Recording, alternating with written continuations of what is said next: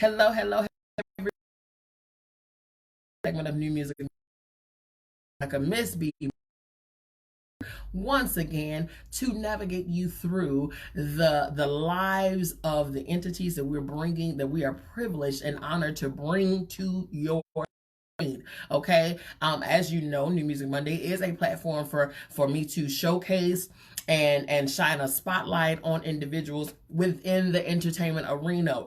It doesn't matter what the field is, whether it is singing, musicianship, writing, author, painter, it doesn't matter. If you are within the entertainment arena, then I am here for you, okay? Not often enough do we have a platform for people to come and just showcase their abilities. Sometimes, in most cases, you got to know somebody that knows somebody knows somebody. Well, I am the somebody that you need to know, okay? I am here to give you the opportunity to tell your story, honey. Everybody has a story, and that is what we're here to allow you to do. Tell your story, okay? Hello, hello, hello, everyone. Come on in and hit share. Be sure to share. Sharing is caring, and that is how we grow as a people, okay? Share, share, share. Now, today's guest that we have, listen, I'm going to tell you, today's guest that we have, I am excited that has been in the works and in the makings for quite some time here. So, because I wanted to bring him to the table, he wanted to come to the table, and he was eager to come to the table to share some things with you all, okay? As you all know, I am from the entertainment arena. I definitely don't do anything unless I myself have had a part in it, okay? So I've come from the entertainment arena, so I have known things. I've been around people. I've toured with people, sang background for folks, and all of the whole 9 yards. However, there are things behind the scene that you are just unaware of. You only know being a fan. You only know, hello everybody, being a fan, you only know what you know. You only know what you see, but there is a whole other world. Hello, Savette. There's a whole other world behind the scenes that you know not of. Okay? There are so many entities, which is the whole premise of why I began, myself and Lily Marie began the awards show behind the scenes, the BTS Awards, simply because there are entities behind the scenes that don't get the proper spotlight and showcase that they deserve. Okay, hey Diana, hey everybody, come on in, hit share, be sure to share because this person that we have today is definitely, I'm telling you, you don't want to miss it, and you want your people to hear the story as well. Okay, so again, part of the behind the scenes roles that you all are not, you don't really give ear or even thought to, is, you know, you have your hairstylist, you have the makeup artist, you have your wardrobe stylist, you have your publicist, you have your managers, you have your whatever, the band, you have your writers, you have your, all of the things, all of the entities. Hello, Cat. Okay. However, you also have security and bodyguard.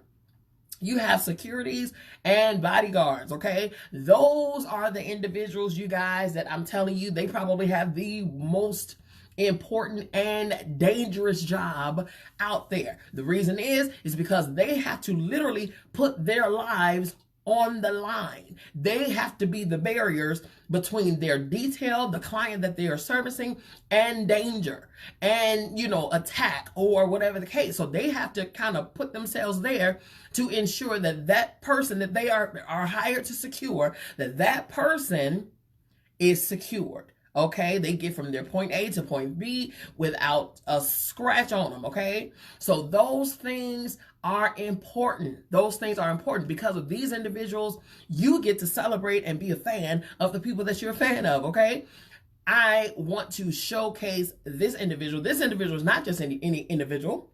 This person here was the 2019 BTS Award winner for the Well Covered Award, meaning he was awarded for what he does. He is an executive security and protection consultant, okay? He is an executive security and protection consultant. He himself has secured the stars, okay? The stars. So if anybody knows the backstories and the behind the scenes entities and information, it's this one right here. Ladies and gentlemen, without further ado, I bring to you the one and only Kip Hinton. Come on in, sir. Hey, MzBee, how wonderful. Hello, everybody. Hello. Yes. How are you today? Good evening. I'm great. Good to be here. Good to be with you. Yes, sir. I'm so glad to have you, Kip. I mean it. You know, you're one of a kind. I will say this. You are absolutely awesome as an individual. You're excellent as a field, you know, a person in your field. Excellent, excellent, excellent. And if you were not, you wouldn't have the longevity that you do. Okay, how many years, Kip, have you been in? You're way too kind. I tell nothing but the truth. Okay, I tell nothing but the truth. So, Kip, how long have you been in? Doing the executive protection probably a little over 30 years. Oh man! A little over. If you want to put up that, it starts back in the 80s. I want to ask you how old you are, but I ain't gonna do that. Now I'm just. 55 saved lives. 55 saved lives. Come on here. Come on here. Listen, Kip. Okay, so you've been in this field for over 30 years. You have seen some things, sir. Yes, I have. My goodness. So what was it that brought you into this field? What was the thing that actually opened the door for you to be an executive security and protection consultant? First, I started out my career in law enforcement. Okay. Back in '86, I graduated the Maryland State Police Academy. Okay. And I continued with the Maryland State Police. I left there and went to another police department called the Howard County Police Department. Okay. Which is a county right outside of Baltimore, Maryland. Okay. And I met a brother from Philadelphia by the name of Dino Johnson. Dino, okay. And, I think he was bodyguarding Patty LaBelle back then. Okay. And I went to the show and I met him and we kicked up a conversation and we kept in touch with each other. He said, "Look, man, when I come to this area with my clients, I want you to come out and do some secondary work with me. We normally use cops. We're going to different cities." Yeah. And I was like, "Yeah, sure, I'll do that." Yeah. And he introduced me to another brother by the name of Chuck. Okay. And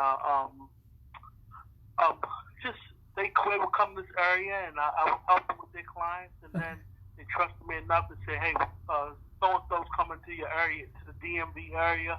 We need you to." Left the police department. I went on a world tour in 1993. Okay. A group right there from Atlanta, Georgia, called Arrested Development. Mm-hmm. And I stayed with them from '93 all the way to 1996. Wow. Until I got a call from Chuck one day, and he was like, "I need you to come to LA. You're gonna be with this guy, this R&B singer." And I was like, "Who?" And they said, "R. Kelly." I was like, "Okay." I didn't know who R. Kelly was. I heard his music. Yeah. You know, a couple. You know, I didn't know anything about him. Okay. And that turned there from '96 all the way up to 2004. Wow. And, you know, I stayed with him that long, and in between that time, I would leave and go and work with other clients and stuff like that in the industry, and just from there, just been running from there. Running from there. Isn't that something? That's how it all started. Yeah. That's how it all started. So your first client was Arrested Development by way of Chuck. Dino. Yeah, And Dino, Chuck and Dino. Yeah. Chuck and Dino. And so now have you paid homage to them? Have you given them an award? Have you taken them to dinner? Have you done all of the things? Let me tell you something. Days away from and months away from my wife and my family, that's the reward. I know that's right. They give me the jobs and the clients that nobody else wants or nobody else would want to do. That's right. That's right. That's right. Absolutely. I hear that. I hear that. So thank you, Chuck and Dino. We appreciate you for giving us Kip. Okay? Because we probably wouldn't have known you. You were a police officer in what area? The DMV area, you said? Yes, in Maryland. In Maryland. See there, we wouldn't have never ever known you. Yeah, I probably would have had, like some of my friends they just retiring right now. They have 34, 35-year careers in law enforcement. I probably would have wound up staying with the police department. Wow. Okay, I think we're getting a little feedback from your phone. If you can just kind of back away just from your receiver just a tad bit, because I think it's picking up on your speaker. Can you hear hear me now? I can hear you. Sound better? That sounds Okay. much better. Yes, sir. Yes, sir. Okay, so now you said, okay, so you went from Arrested Development to Rob Kelly, okay? Yes. Now, so in that, and you said 90 from 90, what was it, 94 or 96? From 90, I'm sorry, from 90, 93, I was with Arrested Development. 94 to 2004, I was with R. Kelly. 94 to 2004. He was my main client. Exactly. He was my main client. Sole client. I came to Robert right when that 12-play album was just jumping off. Yes. He had just finished it. Yes. Yes. 12-play album. It was on a promotional tour. Got it. For the album. And when I came to him, he was just getting ready to go on tour with Salt and Pepper. He was the opening act for Salt and Pepper. It was called the Very Necessary 12-play tour. That was the name of the tour. Okay. So the first tour I did with him. By the way, he started out being an opening act, and midway through the tour coordinator had to work a deal, and Salt and Pepper started opening up, and he started closing. See there? He became the headliner. Yeah. Because he had a show. He definitely. Yeah, he had a show. Like after he went off, Salt and Pepper show. No disrespect to them, people would just get up and leave. See there? Because I mean, the tour coordinators and the people on the tour team was like, we got to switch this thing around. He has to close it out. I'm trying to say, man, that tour was sold out. Yeah. And we knew who was selling the most of the Of tickets. course. I mean, Salt and Pepper had loyal fans. Yeah. And a following, but we know who was selling that tour. We know. Okay. Oh, yeah. So now you get in with Rob and you start working with him and things like that. So how was it beginning? How was it beginning with him? Because I know during that time, was a whole lot of controversy with Rob. Yes, it was. Okay, so during that time, during the controversy, how was it? Because those were the peak years, okay, of the controversy. Okay. Yes. All right, and that's when the whole situation with Aaliyah had came about and all of that stuff. So please talk to us how that was being his detail. What were you privy? What did you see? Time right there. So I guess in '94 when I first started with him, he was a workaholic. All he wanted to do was tour and stay in the studio. I mean, he didn't play basketball. That's all he did. I was like, wow, this is an easy gig. But the studio, I was like, there's no need for me to just sit in the studio all night with him. He's not going anywhere. Right. And he's like, nah, I want you here with me. So, I mean, it'd be days at a time. I'd be in the studio 2 or 3 days at a time. Listen. I wouldn't know what was day or night. Right, because it's no windows. You don't know if they in this. You just in these four walls in the studio. This board. This mic. Yeah. I'm telling you, I know. You know. I mean, you eat there, you shower there, you do everything there, and I mean, it's like his work ethic was impeccable. Yes. Nobody works as hard as that man works. Yes. His work, and I think there's only a couple artists acknowledged that. I think one of them came Michelle. She did the interview one time. She's like, I never in my life seen anybody work as hard at songwriting and singing as a person does. Yes, sir. Yes, sir. Yeah. Definitely. So, it went from 94, and then I think I was around when Leah first started, when her uncle Barry Hankerson started bringing. So everybody don't know who Barry Hankerson is. Yeah. Barry Hankerson is Gladys Knight's ex-husband. Okay. Her oldest boys are by Barry Hankerson. Jomo and Jomo's brother. I forgot. But Barry Hankerson was Rob's manager. Okay. And his sister, Diane Houghton, they're originally from Detroit. So Leah went to like a School of the Arts type thing in Detroit. And I guess she wanted to get into the music business. And that's how, I mean, her uncle was an entertainment mogul. Sure. I mean, you know, a manager in the business. So, of course, they had the keys. They had the #1 R&B artist in the, you know, in the country. with platinum records. Yes. Of course, she had a producer right there for her. So she There you started go. coming around. I remember Leah was about 13 or 14 years old. She Mm-hmm. was running around the studio when they were doing her first album. Right. Age Ain't Nothing But a Number. Right. And, I mean, Barry was there. Mm-hmm. Diane. Her mom was there. Mm-hmm. Mm-hmm. And her dad, Michael. Mm-hmm. God rest his soul. Rest in peace, Michael. Right. Her dad passed away. Right. And her brother, her little tiny, he was a little tiny old thing, Rashad. Mm-hmm. Her younger brother. Right. So the family all around. I mean, at every studio session, at every show, they were always there. So there was nothing regarding their relationship, right, other than the working relationship that my interest, so far as sure, where I saw anything creepy going on, right, or I saw anything inappropriate, right. So I mean, because it came, when all that really broke, when the story really broke, yeah, I wasn't with Robert at the time. I was another client. And sure. I was kind of, people like you had to see something other than I mean, with an uncle, a right, mother, a father, and a brother around, I'm not looking for that. That's right. Right. I'm doing other things. I'm doing my job. I'm protecting life and property. Right.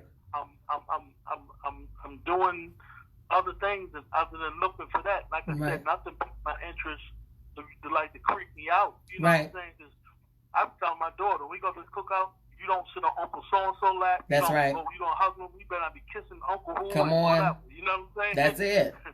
That's it. You give him a hug, you give him a church hug, and that's it. And that's it. I'm talking about 3 feet between you, okay? No, it was real social distancing. Right. It's real social distancing, okay? Yeah, that's real. 6 feet, yeah. Right. That's that. Hey, there you go. That's just me as a dad with sure. my daughter, you know what I'm saying? Sure. Because I know how trifling people are. Right. Especially from my education training experience. I've worked sex crimes before, and it's an ugly thing. I'm sure it is. Especially when it's a family member. Hello. My family has gone through that, so wow. I'm well versed when it comes to that. Wow. Stuff. I think more families. I think more, especially us, more black families are versed in that and just don't talk about it. Exactly. Okay. Exactly. I mean it's like a stigma on the black culture. Yeah. I mean, I'm not saying sure. It's real bad. It's almost like, and it don't discriminate. It can happen. I mean, people say it's an economical, social status type thing. But I mean, like it can happen anyway. It don't discriminate. It does not. It does not. It absolutely does not. You look at the men that's you look at the Bill Cosby's, the accusations. You look at the Epsteins and the Weinsteins. Yes. What's going on with them situations, and you wonder why men like that who have everything. Yeah. Why these accusations coming? On them like that. So I've seen this stuff and been around it. So, like I said, nothing piqued my interest to make me even say, something is strange or whatever. Right. I did a live interview with a friend of mine named Marcus Devine. Yes, I know her. About a year and a half ago. Yes. And we talked about Leah, and he know that Leah was a good friend of mine. Leah and I remained friends. Yes. Even after her and Robert's professional relationship ended, after the marriage and after everything. Yeah. And I was telling Marcus I had seen her in L.A., her and Miss Diane. And we sat in the hotel lobby and we talked about, actually I was in L.A. with Rob. Yeah. And we were, and we sat in the lobby and we talked for, I think we talked for about an hour. Yeah. That's the last time I saw her before her death. Yeah. Before I got notified about her death. Right. So her and Robert, they whatever relationship they had, I mean, they got married. Right. It's just public information. Yes. Yes. The marriage got annulled. Right. And me and Marcus were talking about how Marcus was Leah's friend. He was best her friend. Background singer for her. Yes. Marcus, he's been in the business for over 20-some years. Yeah. You know how the musician guys, they turn producers. And yes. He was like a producer. He was working with her. Remember when Missy and Timberland were working with her? Marcus was in the mix with her. Right. And we would talk about how when she talked to me and talked to him. She was like, man, regardless of what went on, after her success in her career with the movies and everything, Yeah. she still loved him. She was like, she would break down on Marcus' shoulder and cry for her. He was like, what, you still love that fool, don't you? And she was like, yeah. I mean, and of course, this is when she was like in her 21, Sure. 20, 21. Yeah. Yeah. Not back when she first doing the age was age ain't number the number. Right. Right. And so the conversations that we had about that, she was a lot older in her life. Yeah. She wasn't 13, 14, or 15. Right. Right. The controversy from that, they spent a lot of time together, but like I said, Barry was there. Right. Diane was there. Right. Her little brother Rashad was there. Right. They were always, and then when we go out shopping in the mall or whatever, yeah, Rashad, Diane wasn't there. Rashad was always there. Right. Barry would always show. Right. So nothing happened. In the grand scheme of things, who the hell am I? Right, exactly. Because if the family who was there, they didn't object to anything, then you're being, then your detail is really for him, and that's, what I'm saying. So when I was to put little things in the context. Yes. Because I know maybe some viewers may have seen that interview or heard about it. Okay. I broke down and started crying. Yeah. I get really emotional about her. I normally don't even talk about her, period. Right. Because number one, she's not here to defend herself. Sure. Or whatever. Mm-hmm. Or to refute or not refute. That's right. Not may say in the interview. You understand what I'm saying? Yeah, I do. So I do. Gave her the respect and love that I just never talked about. Right. I know you. I respect you. I respect your platform. Yes. And I feel comfortable talking about it. Yes, absolutely. And thank you for that. Yes. I started crying, and people were like, oh, he knew some stuff, and yeah, I knew some things personally that was going on with Leah in her life, and I said I wish I could have done more to help her when she passed away, and that's what I was talking about. I'm talking about some personal issues that she had that I knew about. I was like, right, and people took that and they ran with it and said a whole bunch of stuff, and I had to go back, but then I got to understand, this is the internet. When you deal with the internet is undefeated. It is. You can't, I don't care, when people got their mind made up and information is out there and they say what they want to say, there's nothing you can do to refute it. Yeah. Well, anyway, there was another young lady, the lady where he caught his 2008 case. Mm-hmm. This all took place around 1999 to 2002. Mm-hmm. I think the young lady that he caught the case in 2008 behind. Mm-hmm. Everybody knows her name, and her name is.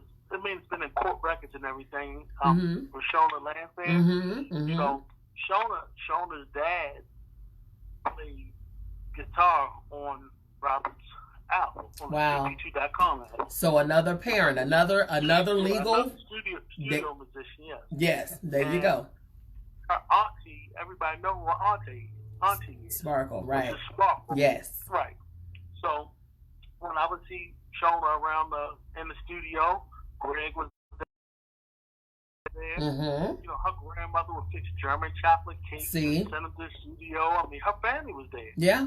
I never seen her, and by this side. Like once again, I never seen nothing to creep me out. Right. Because when I first said, who's the little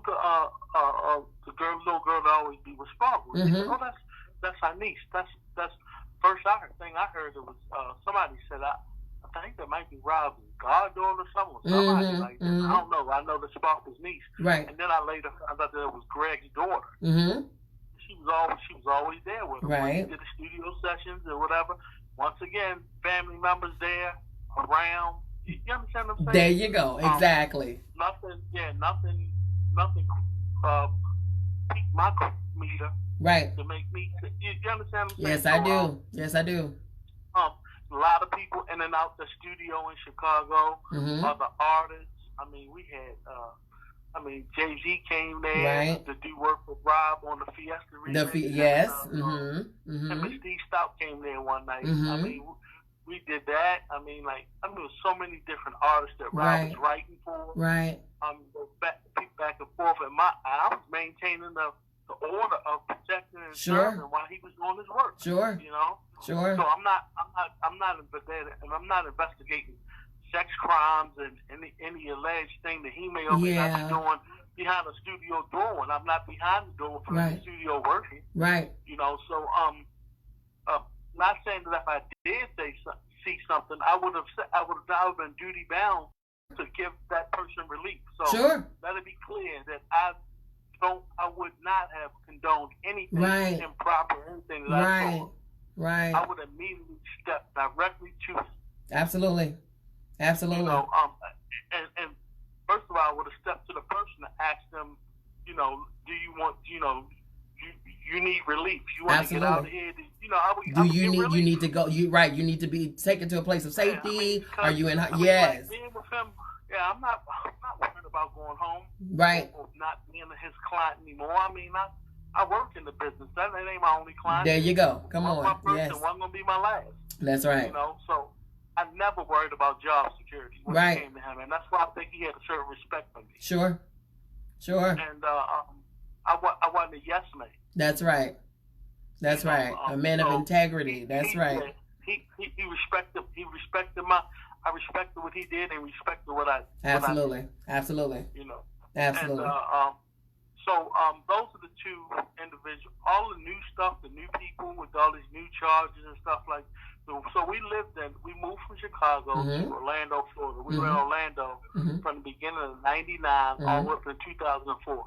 So I got the case on him, and the U.S. Marshals came to Orlando, Florida, and they arrested him. So Chicago, of course, I left, came back to Baltimore, Maryland, and you know, I never worked with Robert from that point moving forward. I would see him and talk to him we would talk all the time. Right. And the next time I saw him was in 2007. He came to Baltimore on the show. He called me and was like, let's set up some basketball. Come on and go out, eat with me, hang out. So I went down, took a friend of mine, a cop friend of mine, he was a detective with Baltimore City Police Department. We went down there, we hung out with him, you know, ate and, you know, went to the after party with him or whatever. Yeah. And then I didn't see him again until 2012. And then I didn't see him again until 2015. And we were in Aruba doing a Soul Beach Music Festival, company that I work for. We've been doing Sinbad Soul Beach Music Festival for over 20 years. And we've been holding it. It went from the Virgin Islands it switched to Aruba. Remember HBO used to host it? Yeah. Oh yeah. Absolutely. Yeah. He gave it over to his he gave it over to his brother Mark. Okay. And Mark dubbed it. It used to be called Sinbad Soul Festival. Yeah. And then Mark dubbed it Soul Beach Music Festival. Okay. In Aruba. Okay. So we've been in Aruba well over 15 years in Aruba. And it's every year. It's every I think from May 31st to June 4th or something like that. It's the holiday weekend. Sure. Or the holiday week. So anyway, Rob headlined that in 2015, and that's the last time. That's one of the last times I physically seen him. Right. And then last year in January we talked on his birthday, in 2019, and that talk turned into about business, and he was like how, you know, his money is gone, he stole from him, and we just talked real in depth for like 2 hours. So said, look, I know some people, let's get you back, let's make you whole again, let's get your shit going back on. Right. And but he had been charged and recharged in Illinois again. Yes. On different charges. Yeah. Not for the Rashawn Landfair case from 2008, because for the other, everybody know he was acquitted. Sure. He was acquitted on he that. was. Yes, he was. All 13 counts. Yes, he was. 13 And so I knew he had a state case going on, and I was trying to help him, look into his publishing situation, and it was behind the scenes. Sure. Nobody knew that we were talking, and I was sort of working back with him, and he wanted it that way. So a lot of guys that were around him at that time, I don't know any of those guys.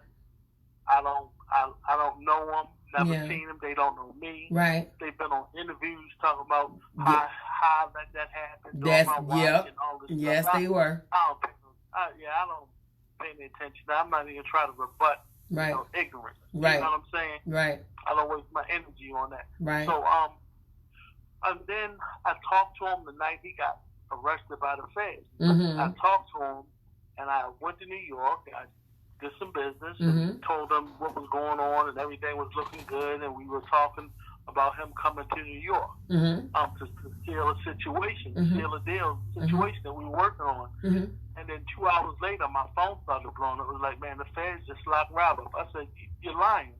I said, because I just got off the phone with him a couple hours ago. Right. I turned on the news, and it was true.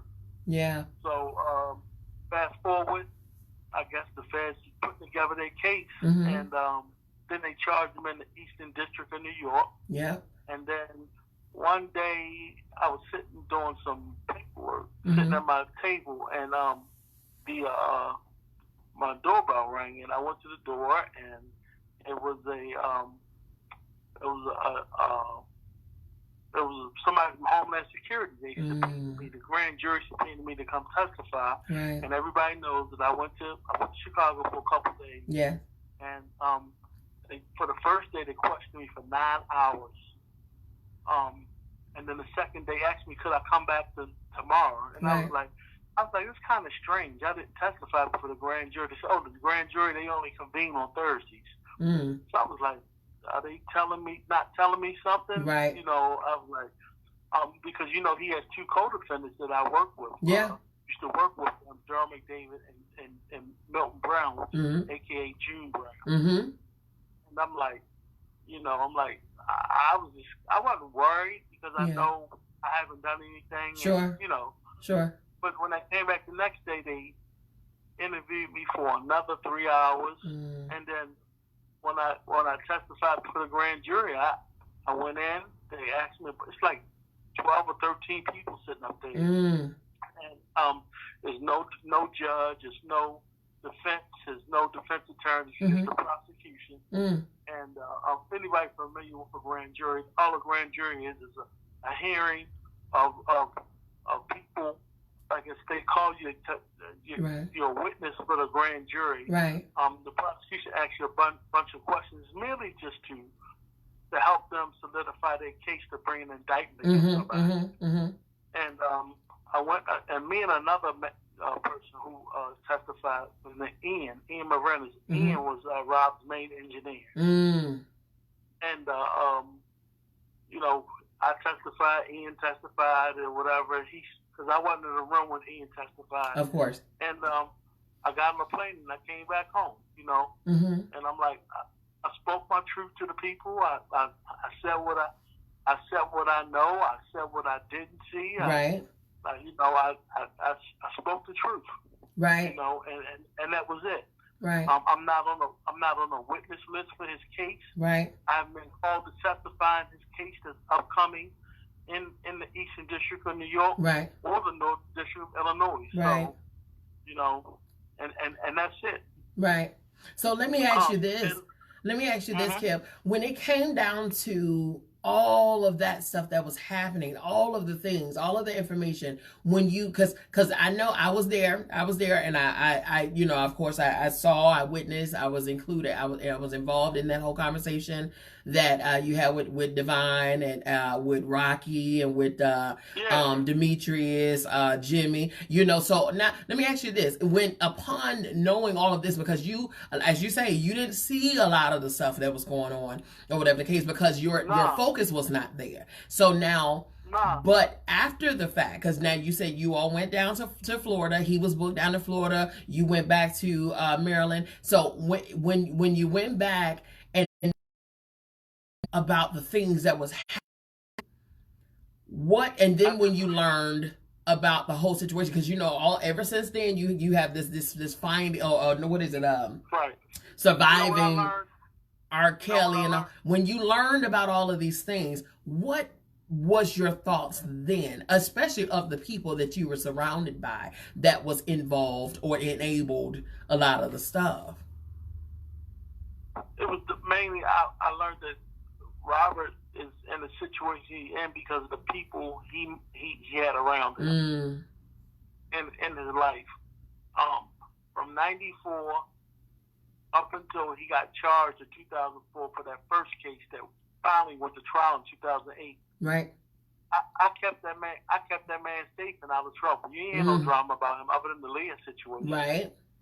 You know, which all that got done behind my back. I didn't know Demetrius Smith, who acknowledged that he did help enable that. And Demetrius Smith, for you all who, for the viewers, yes, for the viewers who don't know who Demetrius Smith is, we call him Jimmy, but Demetrius Smith was his road manager, correct? Yes, Demetrius was there from the early days. Demetrius was a guy who Rob, it was a friend of Rob. Yeah. When Rob had nothing. Right. From '94 all the way up until I think '96. Until the night he got fired, Rob fired him. He's the guy that bought the Tiffany Hawkins situation up. Everybody know about that. He self-admitted that he took her to the lawyer and all of that stuff. He's the guy that wrote a book. He wrote a book. He has a tell-all book. He's a convicted felon. He went to jail, went to prison in California. But he was also the one that got the license. He said the guy's a pathological liar. He said he hired me and all this stuff. I really don't even want to really give light on him and his name or his situation. But it was people like him that was around Robert who I don't want to say enabled Robert, but they just people like him all the way from the time I left him that were around Robert that just, you know, they weren't professional people. They were guys from the neighborhood or whatever, and they had no sense of business. They had no business sense. They had they never been in the business. They never been around anybody. I mean, the only guys I felt kind of good about when I heard that he was around, when he said, Divine, I remember Divine from TLC and Divine used to choreographer for Rush Development. He used to help us with the Mouth Dance move and Escape, because I bodyguarded another group from Atlanta called Escape. Right. That was on So Deaf. Right. I was there when Ian them to Jermaine. Right. Well, right. And I was there from the beginning of their career, you know, from their first album. And I toured all over the world with them. I bodyguarded another artist on So Deaf, the Brat. Yep. When she first, from the beginning of her career. 60644. Her first single, Funkified. Yes. Yes. Brat was in Little 5 Points, and she got into something. And I guess Michael Marlon was like, nah, you need security right off the gate. So they called Chuck, and of course Chuck called me. Of course. Brat, man, I love Brat. That's my heart. Yeah, that's the homegirl. I watch Brat. She does nothing but give herself time. Absolutely. Time and time again. Absolutely. She took care of her whole entire family. Yes, she did. I mean, she loved people. I'm gonna tell you, and she helped me before. I mean, you know, we all have rough patches and rough spots in our life, and you know, I reached out to her and was talking about my situation, and it's like she was like, "What you doing right now? You know, like go to the bank tomorrow. Right. This is gonna be there." Yeah. And I wasn't even like saying, "Yo, I need this." Right. Exactly. That's what type of heart she has. She is. I would do. If Brett told me to get on the plane right now, I would get on the plane. Absolutely. You know what I'm saying? Absolutely. And she's here. You know what I'm saying? That's my little sis right I'm telling you, Debrat, when it comes down to her, that's a real one. That's a real one. That's one that never let the celebrity. Brett, listen, I'm gonna tell you something. She's from the west side of Chicago. Absolutely, west side, the best side. Absolutely. Adams. Yeah. And I mean, like, and Brett know how I get down. Yeah. I let these hands fly a couple times in front of her, and I had to let them fly. Come on. So she like, yeah, this my dog right here. Yeah. She know, my a good friend of mine, bodyguard guy, from Big Bob. Used to bodyguard Jermaine Dupri for years. And Bob, man, I love Bob, man. That's my brother right there. And you know, Bob, them guys know. All of them know. Yeah. The guy Jay that used to bodyguard Jermaine for him. Yep. Big D, God rest his soul, Big D. Yeah. You know, I don't need to put myself out there. They know how I get down. Absolutely. You know what I mean? Absolutely. But you don't have to be that way. I mean, professionalism always wins out of. It does. Brains be bronze. It does. Club bouncer. I'm not some club bouncer nigga. No disrespect to them. Yeah. Or no homie from the hood that's ready to ride for you. You know what I'm saying? Absolutely. 20, 30 years. Yeah. You know, I'm a guy that's gonna protect your life and property. If I gotta lay down my life doing that, that's what right. I'm gonna do. That's what I was charged to do. So that's right. People don't understand that. That's right. So I'm sort of digressing a little bit. No. It's okay. I understand. I think what I do want to ask though, what I do want to ask is, okay, I want to make a statement and then I want to ask a question from you because you, again, you were privy to a lot of Rob in itself, in him, the man. You were privy to him. Okay, so when it comes down to a lot of the things that has been exposed and things like that, again, and I'm so glad that you laid this foundation because I know personally myself that, and this was the main reason why I did not want to watch Surviving R. Kelly. I did not want to watch it, and apparently they got a volume 2 out or whatever. I didn't want to watch it simply because, number one, being from Chicago, being in the entertainment arena, we already knew some things. We already knew some things and whatever the case, okay, whatever. Yeah. But what we also know, in addition to what we knew, as far as the actions goes, we also knew that, as you stated previously, no child was left unattended from their parents, from their guardians, okay? They were around. Not the two that I mentioned, and one of them resulted in a case being brought against him in 2008. Yeah. So nothing happened that was not consented to, okay, by way of a guardian that was involved. Oh, by an adult, exactly. There you go. Just keep it real. I mean, you know, like let me put my handkerchief shoes. Okay. My niece. Right. If I saw my niece doing anything out of pocket regarding an older guy, I'm not gonna say a grown ass man. Right. You know, but an older guy, you know, like in his early 20s, you know what I'm saying? 20, 25 years old. I'm gonna break my leg off in her ass. I'm telling you.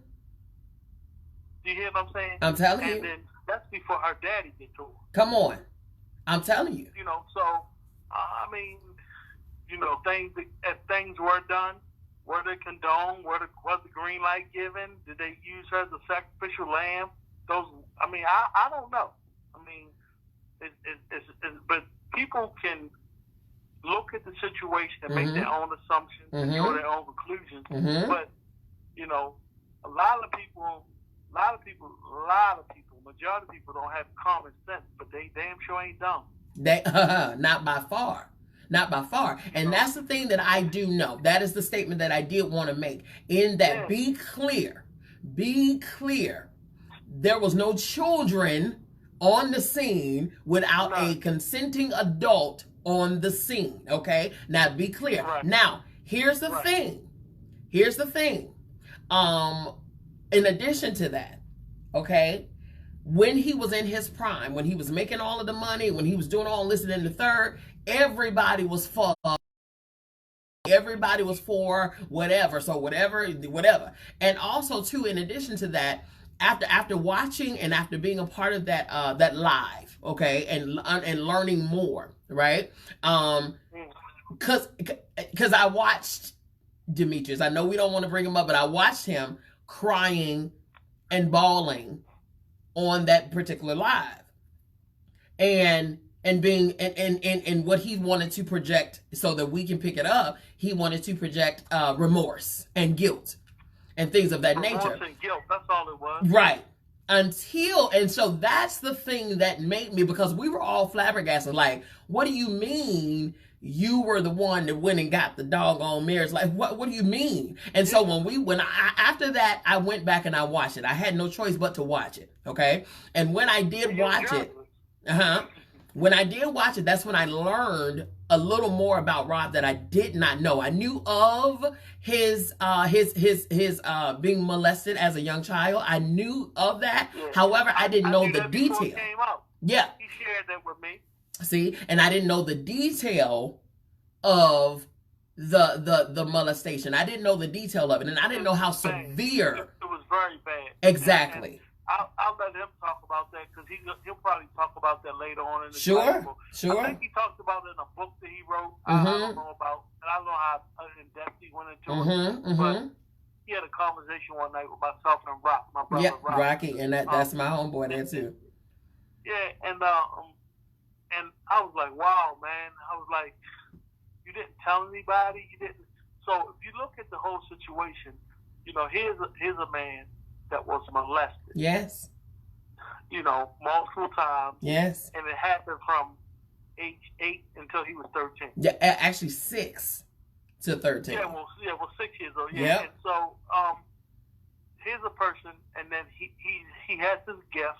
Yeah. And that gift took him to the top of stardom. Right. In the music industry. It took him to the top of the world.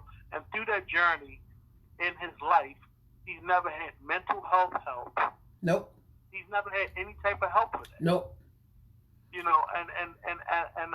like I said, I know a little bit about that. Yeah. That if that's left unchecked, yeah, people can have mental health issues behind. I tell people all the time, a temporary problem becomes permanent when it's left unattended. Yes. Okay. Yeah. Now, when it comes down to say that one more time. A temporary problem becomes permanent when left unattended. Yes. Okay? Exactly. And so that is exactly what happened with Rob. And furthermore, in addition to what you said, in addition to what you just said, he was not the boisterous, loud. He was very shy. He out of his siblings, he was the one that was in the house. Yes, he was from the projects and stuff like that, but he was the one that inside of the house. Okay, so telling them used to be out. They were the ones that were out. The rest of his siblings were outside. He stayed in the crib. He was in the house. He was a shy one. So now imagine this boy. Okay, imagine this boy who's experiencing the sexual molestation and the crimes against him. Okay, from 6, internalizing everything from 6 to 13, and being a shy child. Okay. And not speaking out about it, and one of his aggressors was his sister. Yeah. Okay. She was. Who was in the same house with him, mind you. Yeah, she was. So he can't say nothing. Okay, he can't say a thing. He's just internalizing everything. So now he trained himself and his emotions from a child and mental from a child to internalize the things. So here's another thing too. As a child, we all been kids before. We done seen a little skin. We done seen some little body parts and everything that made our little pieces tingle. So that was his first experience sexually with his sister. okay, Yeah. as that age. And what we have to understand is any type of, if he didn't get help, again, a temporary problem becomes permanent when left unattended, which means that as he became an adult, he was singing, doing the little talent shows, whatever the case. Then he joined with a public announcement. Then from there, he went on to being R. Kelly. Okay. Right, exactly. And Jive Records. Okay, so with all of that, now you talking about a fast pace lifestyle. He comes from being the kid in the house, in the room, quiet, whatever, to now being on the stage and being a showstopper. Still not having gotten any help. So naturally, anytime, because that's where the trauma happened when he was a child. Right, and he never got dealt with. Never got dealt with. So that means anytime he's put in those... And that dysfunction, that dysfunction, whether people know or not, it manifests itself mentally. So anytime that he's in a sexual encounter again, I don't care if he's 50, anytime unless he's gotten help, anytime that he's in a sexual position, he resorts back to a child, which means, and this is not to justify anything, but that means that he's only sexually relatable to children. Right, exactly. You're speaking the truth.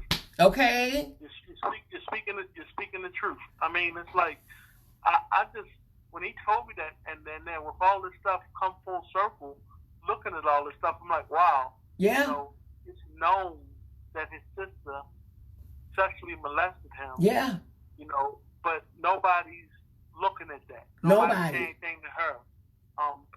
There was another individual, you know, and another individual. Right. That, I don't know if he talked about it in the book or whatever, but I'm not going to go in depth about it. But I mean, you know, dude went through it. He went through it. Really I'm gonna have him on here. Like, I'm gonna have him on my platform for him to be able to tell his story. I'm gonna have him on here. Yeah, and so it's like he just he never got any help from that, and I don't think, like, when they were interviewing me, they were asking me about, did I know about that? Right. And I told them, yes, I knew about it. You know, and I was like, it's mighty funny, y'all saying there's no statutory limitation on a sex crime federally. I said, but there's no statutory limitation. Why don't y'all investigate who molested them? Thank you. Why they footloose and fancy free walking around? Or anything, or why he was put up on charge, but it's just a question that I asked. And you know, they kept saying, well, we know that he brought a whole bunch of underage girls by the busload to the studio. I said, what young girl? I said, listen, during my watch, there was not one. Thank you. Think about these little girls. Where the hell are all these little girls at? Where the hell are all of these? Where are the children that they're talking about? It's a bunch of bullshit. Right. It's a bunch of bullshit. And I'm not, like, once again, I'm not defending them, but I was there. Now we have a viewer. I went to sleep with the dude. That's right. We have a viewer that has a comment here. She says, what kind of bothers me is knowing the pastor who married him and Andrea knew that he was battling some serious demons. This is a spiritual thing that cannot be dealt with in the natural. People don't realize the spirit world is more real than our human minds can comprehend. And I agree with that. And I said that in an interview I did one time, I said Robert needs mental health help. He does. He needs to be cleansed spiritually. Yep. Right? Yep. And he needs to for the charges that have been brought against him and the light that shine on him when it comes to these allegations. Yeah. He needs to give something back to that community. That's right. And some type of body of work. That's something. Behind the scenes. You understand what I'm saying? It's just like, people like, oh, he's doing that just because no. And I'm not making no comparison or trying to draw an analogy. It's just like Michael Vick. People don't know, because of the charges that were brought against Michael Vick, people don't know that Michael Vick still works with the ASPC. He does. He does. He's putting in a body of work that's quiet. Right. You know what I'm saying? He's made amends with himself. He's made amends with everything that's happened in his life. And then you know what? He said, let me go put this body of work in. Yeah. Based upon, now I can take this negative and turn it into a positive. Yes. And those are three things that I said in the interview. I think Rob, first he needs to be cleansed spiritually. Yes. And when I say that, I mean, like like my mom used to tell me all the time, spiritual warfare is real. Yeah. You know, people just, I'm not trying to break off into a religious. No, but listen, it's real. Spiritual warfare is so real. People don't even understand it. That's right. I mean, and it's like, and that's how the devil get joy, because people are so ignorant and so blind to it. That's it. You know what I'm saying? Because there is a defense for it. Yes. So I'm like, that's what he wrestled with, and I'm like, if he can get some spiritual cleansing, yep. Right? Because I've had Kurt Franklin, I've had Deion Sanders, and I've had Minister Jakes. I had all three of them trying to talk to him. See, all three of them. I remember Jakes. Kurt Franklin was really, really trying to help him. Let me tell you, we came to, in 2001, quick story. The Super Bowl was in Tampa that year. Yeah. And I think the Ravens played the New York Giants. And I was so damn happy. I was like, the Baltimore Ravens, I get to go to the Super Bowl. Because we were living in Orlando. We drove 40 Look, Kip, boo. Anyway, go ahead. We're the real flop nation over here. Right. So anyway, we went to Tampa, and I'm like, we're gonna go to the game, we're gonna party, we're gonna sing, we're gonna be so lit. Yeah. You know, it's ridiculous. Yeah.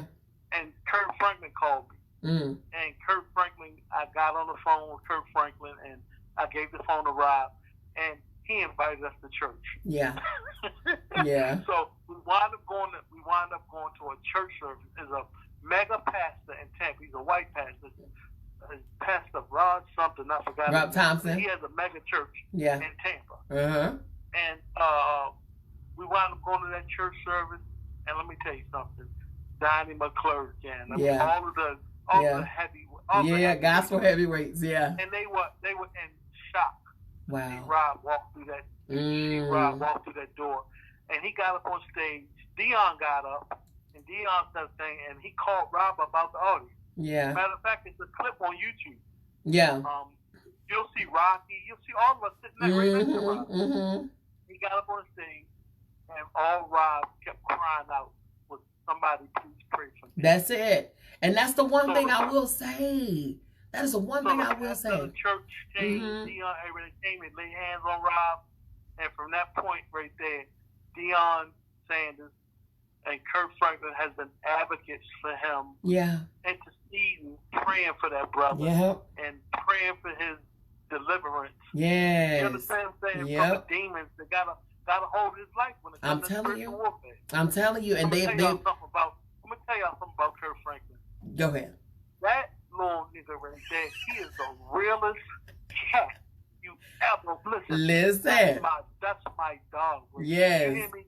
Kurt Franklin is a real one. Yeah. I don't see what nobody ever say about him. Right. Can't nobody say nothing about him. Right. Dude is real. When he say he gonna do something, he do it. Right. It made me feel good. I like 3 years later, after Rob got locked up in 2004 when they took him back to Chicago. I called Kurt. And I was like, "Hey, Kurt, how you doing?" I said, "My name is Kip. I'm right." He said, "Man, I know who you are, man. You ain't got to do that." Yeah. And that was just like the realest thing. Yeah. Out of all the things the man had going on in his life, he remembered. Yeah, absolutely.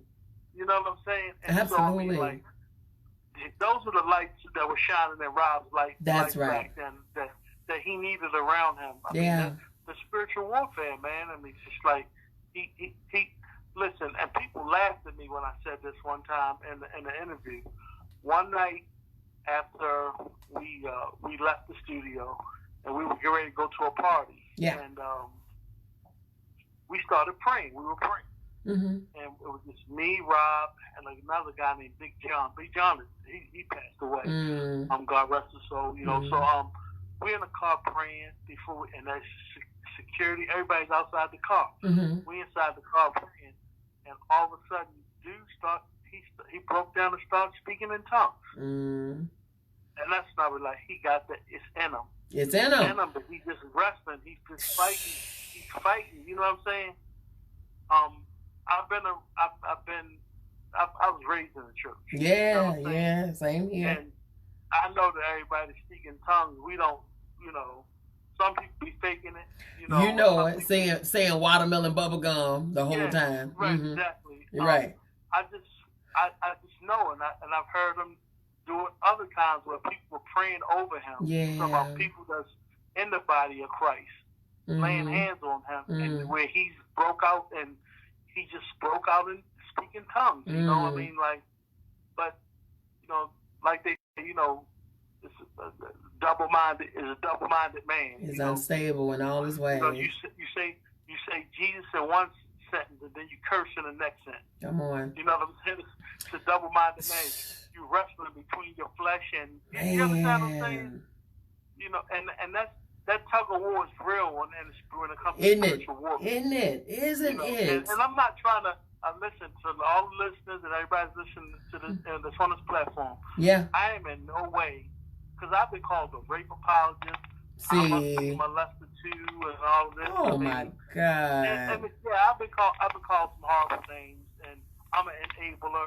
First of all, everything that happened with Rob from his court case from 2008 moving forward, I don't even know these people. These new people, the two girls that's fighting on to live with him, and all these people on Lifetime. The one white girl or Spanish girl, somebody was saying, "Oh,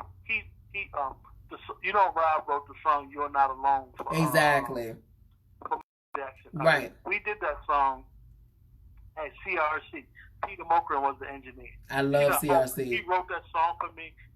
I was in the studio. Let me tell you something. Let me tell you who was at the studio that day. Me and Marcus. Marcus was Michael Jackson's bodyguard. Okay. Marcus worked for a company in LA called Anthony Davidson Associates, HD and Associates. Okay. Robert, June Brown, Peter Mokran, the engineer. There were no women, no girls, nobody from the record label, nobody was there. And Michael Jackson. And Michael was on the phone with his voice coach. Yeah. He was warming up before he sang. I remember Rob had all these little Disney ointments and ornaments set up on the sound on the mixing board. Yeah. He just made he made it real, like, he said, I gotta make the atmosphere comfortable. Like Michael Jackson. That's right. Comfortable, exactly. And people don't know. They think Michael Jackson talked that little tender voice. Man, Mike talked like a real nigga. He cussed. That man was eating McDonald's. Man, listen, y'all don't, and let me tell you something, when it comes to women, Michael liked women. Of course he did. He watched the TV, he's like, ooh, who's that right there? he said, I can have her here in an hour. Oh. We were laughing, you know what I'm saying? Mike. Yeah. Oh, Lord. Mike like women. Don't see, that's what I'm saying. People just, I mean, he could call, because everybody would call my phone. They wouldn't call Rob's phone. Right. They didn't have his number. Right. They would call my phone, and I would screen every single call that he got. Yeah. So everybody that called him, I knew. Yeah. I mean, it's like, you want to talk about females in the industry? Yeah. If I drop 5 names on you right now, I'll blow the goddamn internet. You see what I'm saying? What they were flying into Orlando, getting it on a regular. See? You know what I'm saying? So I mean, like, in between touring, doing that, and in the studio, I was like, where he do all this shit? They say where he do all of this stuff? Because she sure said he wrote that song about her. When I wasn't there, they got him doing a criminal, and I mean, it don't fit. And I'm thinking that the case and the state case that he has against him, the second state case, was so weak, right? Yeah. That I think they picked up the and the publicity behind the Jesse Smollett case. Of course, yeah. Because all that happened around the same time. It sure did. Came up with. I think Kim Fox said, you know what? I think he gonna walk again. He gonna beat the state case because they were old charges. Yes, they were. A bunch of litigated cases that already been litigated before. Yep. It was weak at best, and so I think them attorneys, they all travel in the same circle. I think somebody picked up the phone and called the Northern District of Illinois and said, run with this. And then they came back and they recharged him who he was charged with in 2008. That's the case, and there's no new behavior. It's no new behavior. And say, and this is the thing. For people from 2008. Now the reason why people, that's double jeopardy. Well, if you understand, the federal system is different from the state system. Yes, it is. So if you beat a Yes, state it case, is. and there's a statutory limitation on sex crimes in the state of Illinois, which is 20 years. Right. So we all know that happened, all that stuff happened 20 years ago, right? So statutory limitation has run its case. Run its course. Right. And on a federal level, there's no statutory limitation on the state. Right. So that's why the feds charged him with the 2008. Sure. And like I said before, that Rashona and her dad didn't testify in 2008. Right. The only way I see them winning their case, the feds win their case, if they put Rashona and Greg on the stand and they cooperating with the feds. Right. That's the only way I see them convicting them. Yep. That's it. That's it. And that's the gist of the case. That's it. Right. New York, I don't know what the hell New York talking about. Right. I don't either. I don't know what that is. All I say is that let him have his day in court. He'll have his day in court. Yeah. And and the chips are gonna fall where they fall. Yes, they will. Yes, they will. And that's our criminal justice system. That's right. Just how it is. Call it what you want. Right. If you're fortunate enough to travel around the world right. many times, like I have, right. I would not trade our criminal justice system for not one, for none in the world. Right. For none in the world. The first time I went to Singapore, I actually seen a sign that said if you get caught for coming through drugs to the airport, it's punishable by death. Ooh. And they mean that. You get caught with drugs, and you don't sit on no death row. You go to court the next day, they find you guilty, they take you out back, and they shoot you with a firing squad. Right. This some old medieval shit. Goodness. It's just like, go to Africa and do something wrong. Because now they don't really particularly care for us over there. Our criminal justice system, although it's unfair and has been biased, yes, and set up to destroy our black men and women, our black community, our black population for years. Right. You know what I'm saying? I still wouldn't trade it for no other system in the world. Right. Trust. So now let me ask you this, okay? Because I know I have a personal view and insight into how Rob is as an entity. Don't get me wrong, he has his inner things that he's been dealing with since a child. He was thrown into that dynamic. That is something that he was thrown into from a child. So he couldn't break away. That was his life. Okay. Now, as far as the issues going still without being worked on and without being, touched on and healed from and things like that, all of those things I understand. Things he could have gotten worked, and stuff like that. However, if you don't know how to do that, then if everything is overwhelming, okay? Everything is overwhelming. When is somebody, I'm in control, when is somebody who got molested know about self-help? Their self-medication is to bury it. There you go. Listen, my family member, I'm going to tell you, my sister's daughter, my niece, she got raped from age 9 until she was 13 years old. My God. And what happened was she had to get a physical exam at school because she wanted to play volleyball. Mm-hmm. And the school nurse, when she examined her, she noticed that something wasn't right down there. Right. And so when they called her to the hospital, they took her to the hospital, called the police, and the police took her to the hospital. Uh-huh. Child protective services, everything was there. Mm-hmm. When the doctor came out and told my sister that my 13-year-old niece had a marital vagina. Jesus. And I knew what it was immediately because of my law enforcement experience. Yeah. It's like somebody took a shotgun and shot me right in the middle of my stomach. My gut, I fell to my knees. Right. That guy he been telling her, if you say anything, I'm gonna kill your mother, I'm gonna kill your little sister. You see what I'm saying? And my niece she's 24 now. She's still going to see psychiatrists and dealing with that. Yeah. She'll deal with that for the rest of her life. Yeah. That'll never ever leave her. Yeah. That'll never, the scars have healed. Physical scars have healed. Yeah. The guy got booked to justice. He got 60 years. Yeah. Because his mother told him, turn yourself, because my brother knows they were going to kill him. Wow. They were going to kill him. You know wow. what I mean? And that's just how it was. I mean, the street is the street.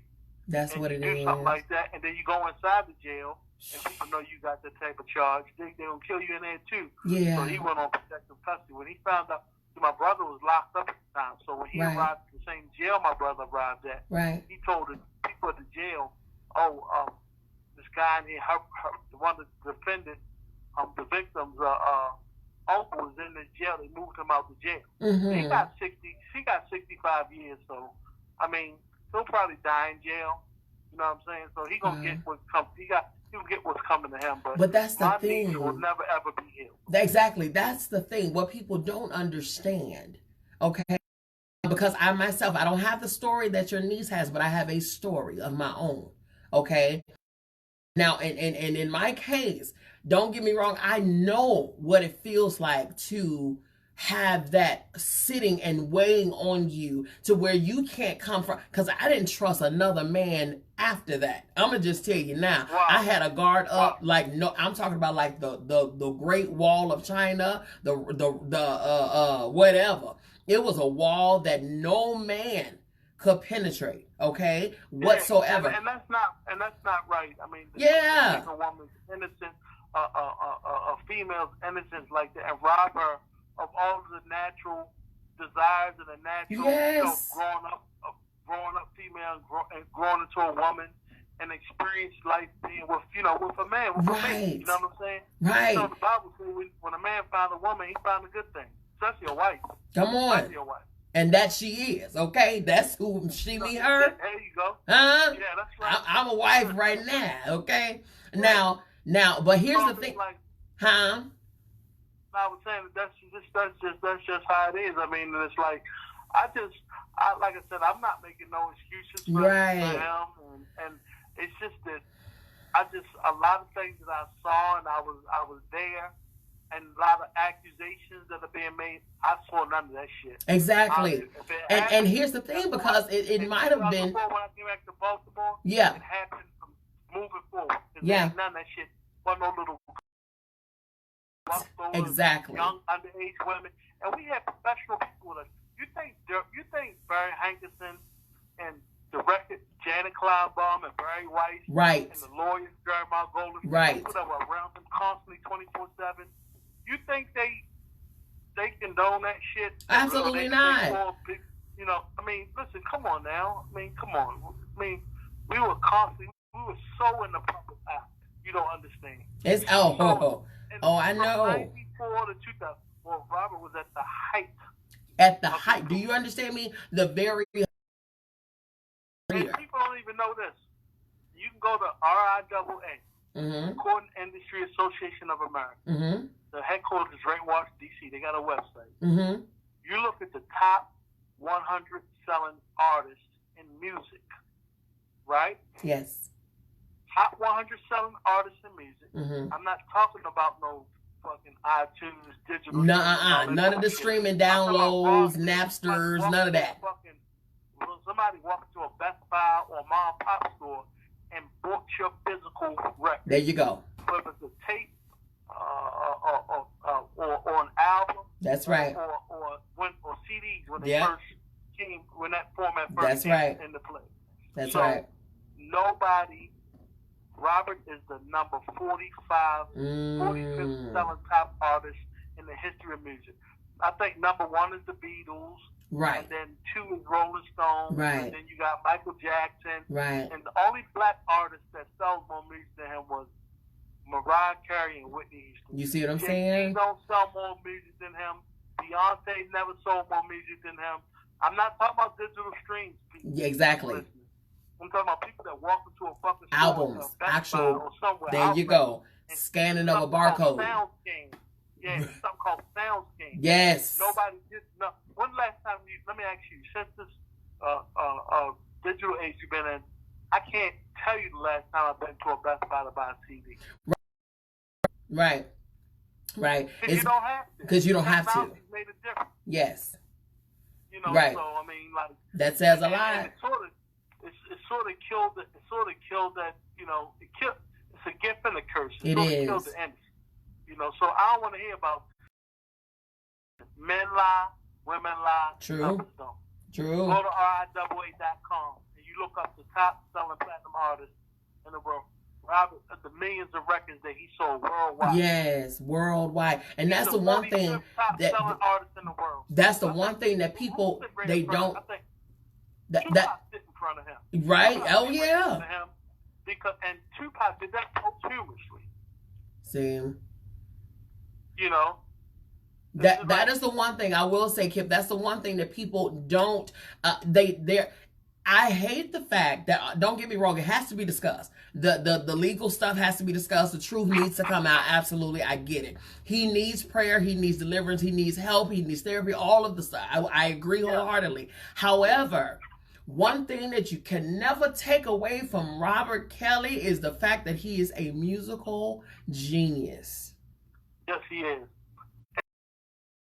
I recognize it, even though I was around that greatness all that long. Mm-hmm. One night, New York City, he said, we got a meeting in the morning, come get me early. Mm-hmm. And I was like, this fool don't never get up early. So I got him. So I looked, they told me, come over to the hip factory. So I brought him over to the hip factory. Mm-hmm. And we had a meeting. And as soon as we walked in, I seen this tall-ass basketball playing looking dude. Mm-hmm. And I looked, I said, damn, that's Michael Jordan. Mm-hmm. Michael Jordan, the executives from Warner Brothers, wow. All of them were in this meeting. They put the storyboards with them. Space Jam. And they asked Rob, could he write a song for the movie Space Jam? That's right. And they went through the storyboards and all that. Rob was like, yeah. He said, I'm booked here at this hip factory for the next 3 days. So we were in the studio writing a song for that group. You know, it's not, do you mind if I stroke you up? Cut Close. I don't mind. What's it called? Cut Close. Change your face. There you go. Yeah. So we had the A room. We was doing a session with them, and he was doing his own. Had his own room. Yeah. He was doing his own stuff in. Man, that dude, and there's a guy. Shout out Chicago again. Shout on already. Shy City. They sat there and they wrote "I Believe I Can Fly" in 5 minutes. Come on. And that shit, I Believe I Can Fly, is like the goddamn, I'm not going to say it's like the Star Spangled Banner, but come on. I Believe I Can Fly. It gets that much respect still. You know, so he wrote that shit in 5 minutes right up. See? Genius. Every time I watched him do that shit, I watched him write a song for Tony Braxton and fucking, excuse my language, I'm being double-minded. Talk about God. Now you talking to your homegirl. That's what it is. But you got to remember, we got listeners and viewers. Yeah. So what I'm saying, the Face records or whoever she was with. LaFace, Babyface and L.A. Reid. They turned the damn song down. You see what I'm saying? You know what was the song? I can't think, baby. I can't sleep. I can't breathe. My life. He said, you know what? He said, F them. I'm gonna put shit on my album. I'm gonna do it myself. That shit went 40, and we shot the video in Queens, New York, right up the street where LL Cool J was raised. Right. Puffy came. We put Puffy in the video. So Puffy and Rob first started kicking it. Right. He came over just to hang out. Rob was like, man, jump in the clip me. Song stayed 14 weeks at #1 on Billboard. Yes. We knocked Whitney Houston out. Whitney Houston had a song out that time. I don't know what song it was, but she was 9 weeks at #1. That song debuted at #1. And stayed there for 14 consecutive weeks. He wrote that shit on the way to the studio. See? I used to have a little dictaphone. Yeah. And he's like, I got to get this song off my brain. So that's not that. I would have fresh tapes with me and batteries in a little fanny pack. And he's like, give me that dictaphone. He said, stop the van, pull the van over. He get out the van and he starts singing to the dictaphone. Yes. Because, man, he did that shit. He wrote the song on the way to the studio. Let me tell y'all something. Fun fact. He turned the shit down. He wrote that song for her. Let me tell you something. Kip. Fun fact, y'all. Fun fact for you and for the viewers. Fun fact, okay? Because I ended up from when I went from singing, I did BGV, you know what I'm saying, and then I did start writing and producing and arranging stuff like that. But that is he is the one that taught me how to get songs off and not wait, okay? Wow. Not wait, and that's why to this day I sleep with a. That's his formula. That's it. That's why to this day I sleep with a little old school back in the day, like not the dictaphone, but old school back in the day college recorder. Okay, Yeah. next to my bed right now. To this day. You got. But see, you also do that. You parlay. You're a writer. You're an author. Right. You're a journalist. Right. So your thoughts come and you gotta put those thoughts down and then go back and listen to them. Yep. I mean, like he would write songs sometimes. We wrote a song that was for the movie. One night, me and him was in the studio. He wrote two songs. Mm-hmm. And he wrote a song called "A Soldier's Heart," mm-hmm. which he wrote a song "I Need an Angel." Yes. Which was later on Ruben Studdard went on took the song and put on his album. Yes. It was really for the movie. Remember that movie 4th of July? Yes. Yeah. Pearl Harbor movie or whatever. Mm-hmm. Well, not 4th of July. That's Will Smith movie. Independence Day was Will Smith. Pearl Harbor. Yeah. Pearl Harbor was the movie. And wrote a song called "Soldier's Heart" and "I Need an Angel." Mm-hmm. And I remember him singing into the dictaphone, "A Soldier's Heart." He kept singing it over and over again. I said, "Why he keep singing this shit over?" I said, "It's getting on my nerves. It's in my head now. I can't get this out of my head." And he came to the studio later on, and he wrote that song in like 5 minutes. Wow. I mean, he would come in and play. I mean, it's amazing. I got story after story after you story. do. How you did Leah first album. Those songs he was writing for Leah. Yeah. Ain't nothing but a number. Yeah. Ain't nothing but a thing. Man, I watched that guy. He write this stuff right off the top of his head. Off the top of his head. A gift. I'm telling you.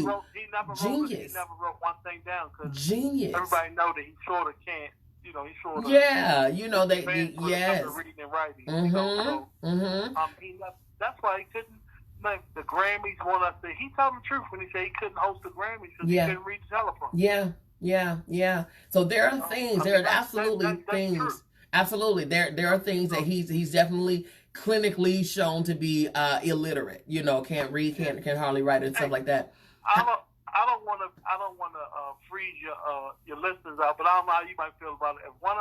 If they got a couple questions from me, they feel free to ask. Feel free to ask. If you all have it, definitely. If you all have questions. Certain things I'm not going to talk about. Sure. Certain things I will. So if it's in the scope of what I'll talk about, I'll be more than.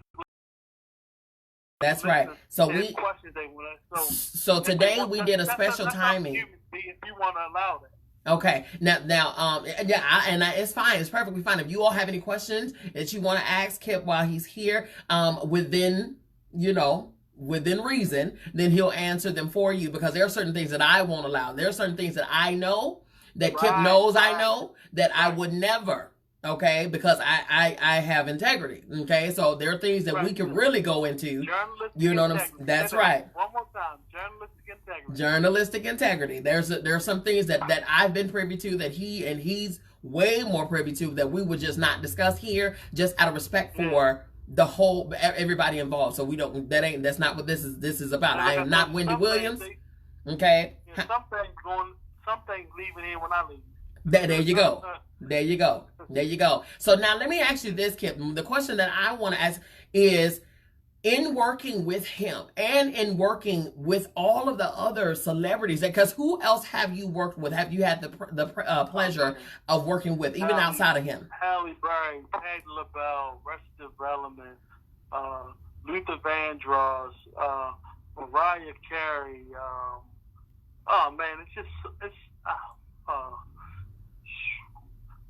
Robert. A group from LA called Mocha Stuff. Mocha Stuff. Oh, I remember them. Mocha Stuff. I think they were managed by Brooke Payne. Okay.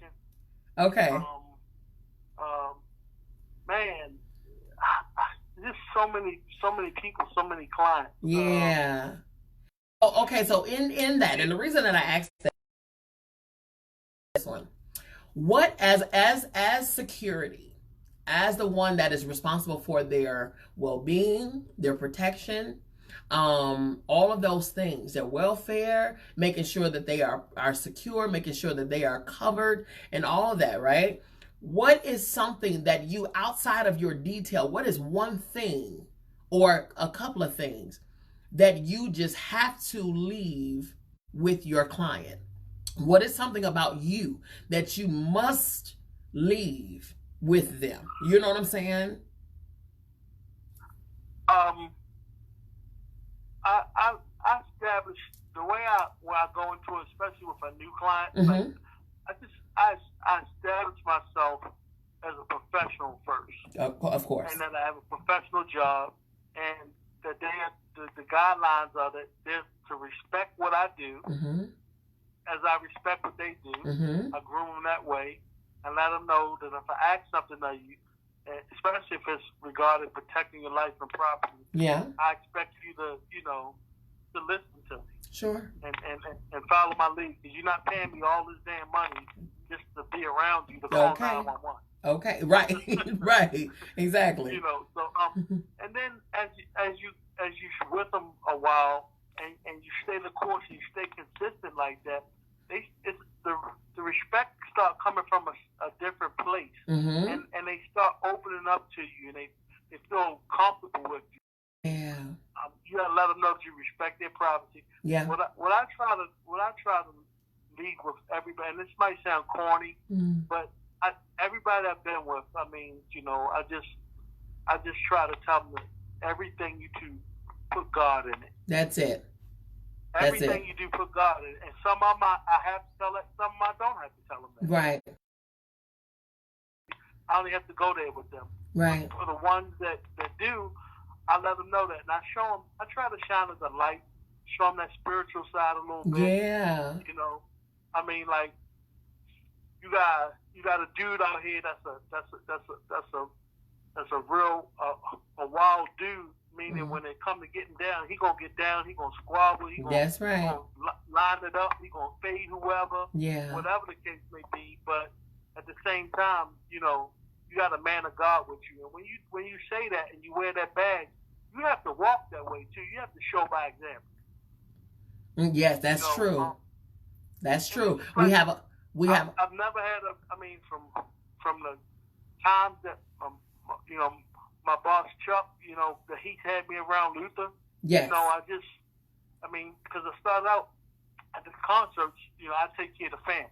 Sure.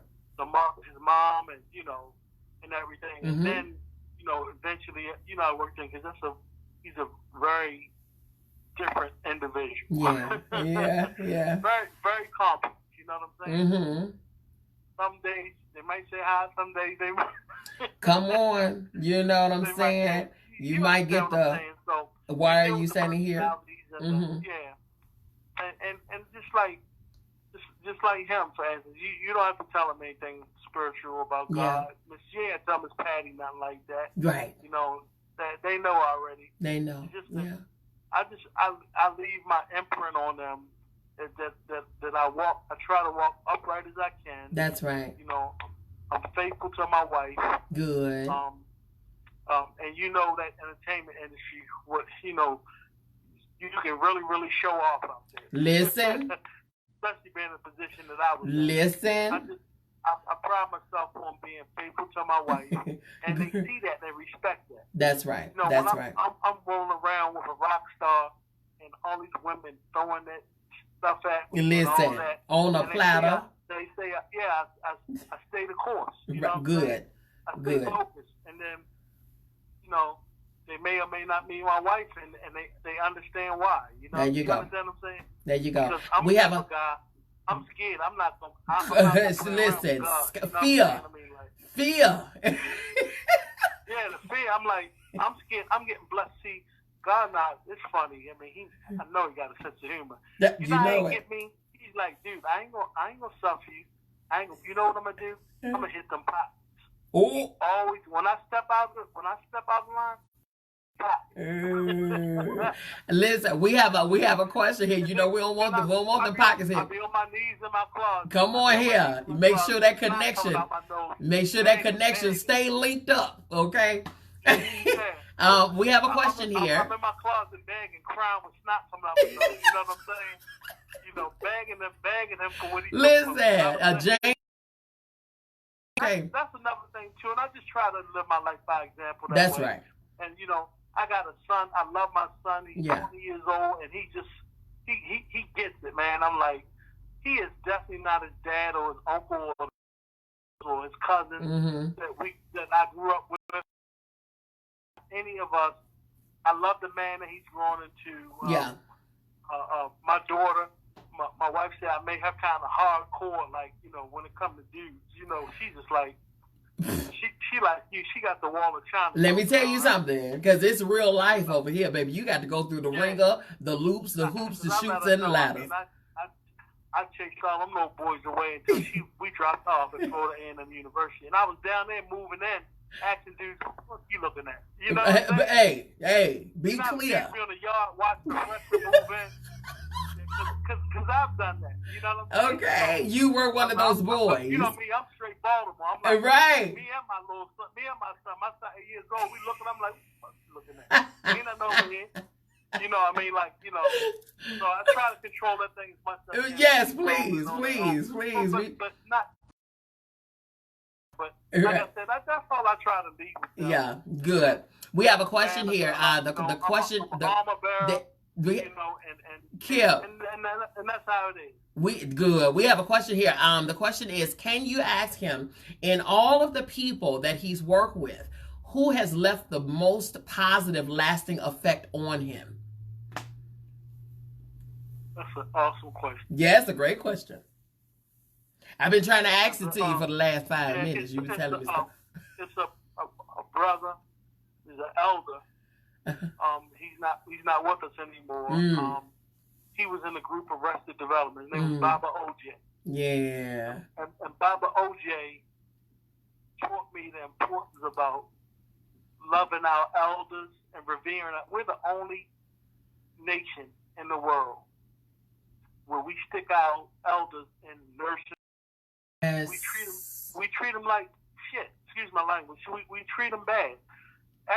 Over in Asia and Africa, elders are revered. Yes, they are. I'm talking about they're sacred. You know, in the Middle East, that culture, Asian culture, even down when I've been to Australia like 6 times.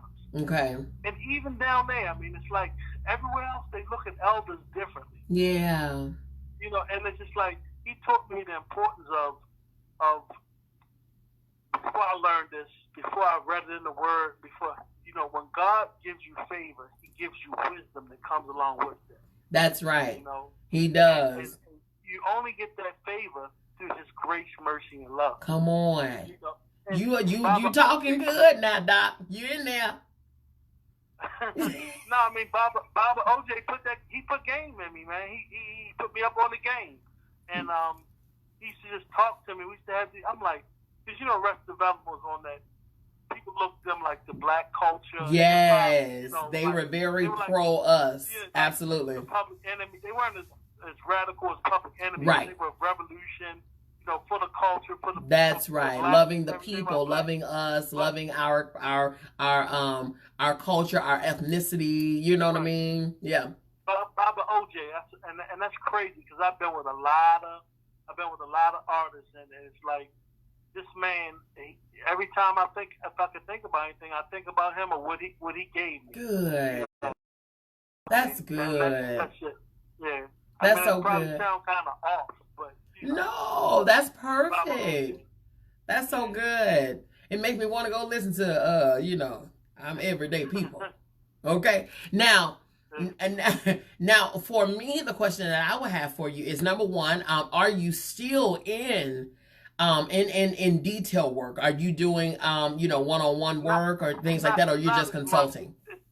Not as much. It's a young man's game. Got it. So what we do is our company, we do we do the BET Awards, the BET Hip Hop Awards, Yeah. these music festivals. Yeah. So when events like that come up, I'll be a part of that. Sure. We'll do the consultant. Viacom is a client. You know, they own BET, Yes. BET Network, Yes. HBO, Yes. you know, Showtime. Right. Viacom, they own all of that. Yes, they do. And so when we have an award show, actually the BET Hip Hop Awards, it's left Atlanta. Mm-hmm. We were there from 2007. I think they left last year because we don't. Yeah, because last year was the year. That was the last year that they were there. We moved from the Fox Theater over to the Atlantic Civic Center. Exactly. And then now they don't have it anymore. Because now and that day, Kip, the BET Hip Hop Awards was scheduled on the same day as my BTS Awards. Okay. It was the same day. Was it in Miami? It wasn't in Atlanta, was it? They were in Atlanta. Yes. I think that was the last. That was the last one. That was the last one here in Atlanta. Yeah. Yep. Yeah. Yep. And I didn't come down. I didn't come down that year. You did not. So far, the detail work. I don't do too much detail work unless somebody picks up the phone and it's a very, very high profile phone. Sure. And they need wisdom out there. Yeah. And what I'll do is I'll just hire off the video wherever we're gonna be hired. That's right. And have them with me.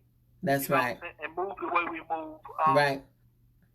I do more on the consultant side. Gotcha. More consultant side. You know, the Atlanta Convention Center is a client of ours. Mm-hmm. Lakewood Amphitheater is a client of ours. Man, which one? Theater is a client of ours. Yeah. So, you know, we do things other than detail. Okay.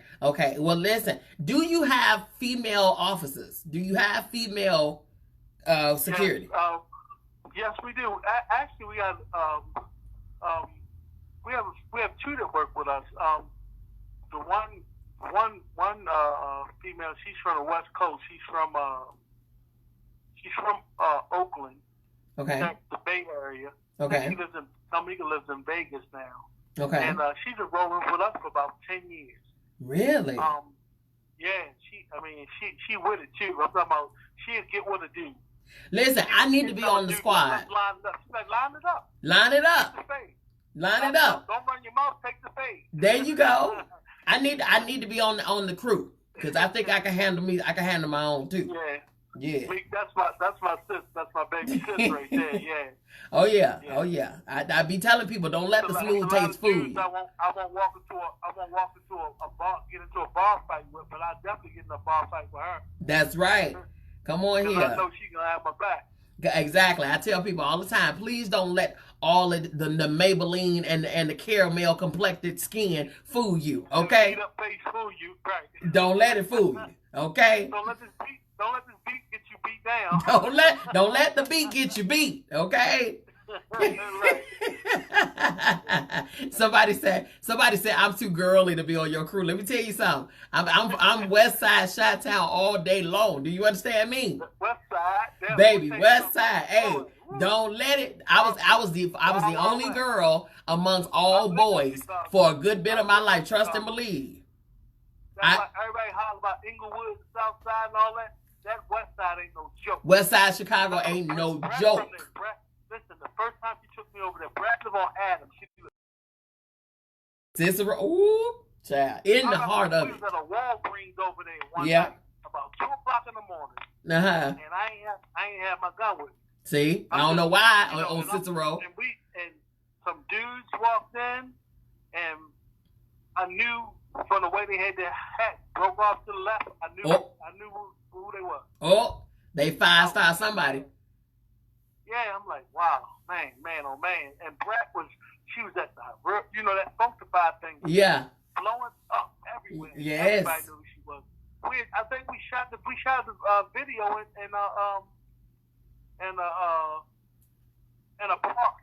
In Chicago. Yep. In Chicago. And they knew who she was. I'm like, damn, I ain't got my gun with me. You know what I'm saying? I'm like, I know I'm wrong. Right. On the West Side. Right. Man, these guys seen us. I'm like, just whatever, Like, come on, get on my hip. Come on. You ready for whatever, yeah. And they was like, whoa, what's up, Dylan? They ain't show us nothing but love. Nothing but love. And that's the one thing I will say about Chicago. Man. That's the one thing I will say. Love, you know what I'm saying? Yeah, that is the one thing I will say about Chicago. Chicago supports its own. Chicago not like everybody. Listen. I know the murders and all of that. Yeah. And all yeah, it is. Come on. Being robbed. When Rob lived on the north side, it was a old, I think it was a church or a firehouse. He converted it into a house. Mm-hmm. I think I heard Ronald Isley bought the house. He lives there now. Really? So Rob would call me. I was staying at the water tower, at the Rich Carlton at the water tower. Yes. That's what Oprah was living in. Right. Oprah had the 42nd and the 43rd floor. Right. Right. So I was seeing her every morning walking her little dog. So anyway, Rob called me and was like, come on, get me. I come pick him up. I'm like, where we going? I've never been to the Cotton Club in my life. We used to go to the Cotton Club. Yeah. We used to go to the 50-yard line. Come on. We used to go to all of them clubs. It's me and him. Wow. I mean, this was 12 people out. This thing was large. Yeah. It's just me and him. He had no whole bunch of groups. Man, Chicago show us love. Love. Listen, that's home. Niggas like, yo, we better roll up on this. You know what I'm saying? Right. Nah.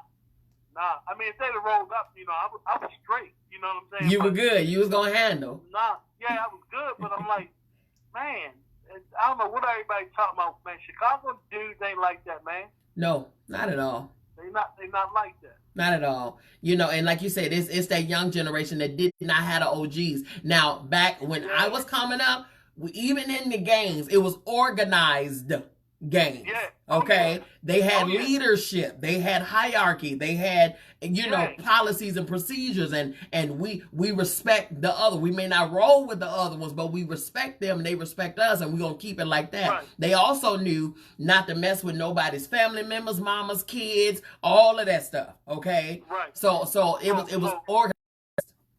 They took all the OGs away. They either dead or in jail. So they can restore order. That's it. Yeah.